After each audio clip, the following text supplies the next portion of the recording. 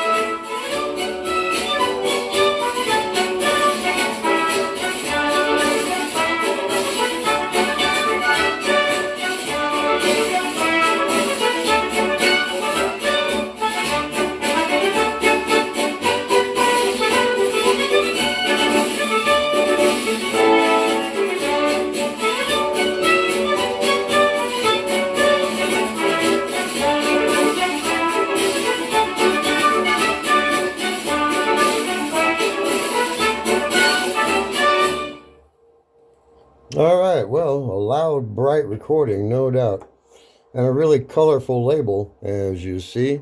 And we are in the heart of Dixie, North Carolina.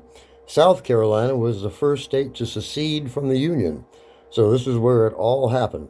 Anyway, I just wanted to do a quick video on this. As always, if you have any questions, feel free to drop me an email, thevictrolaguy@gmail.com. And as always, thank you for watching.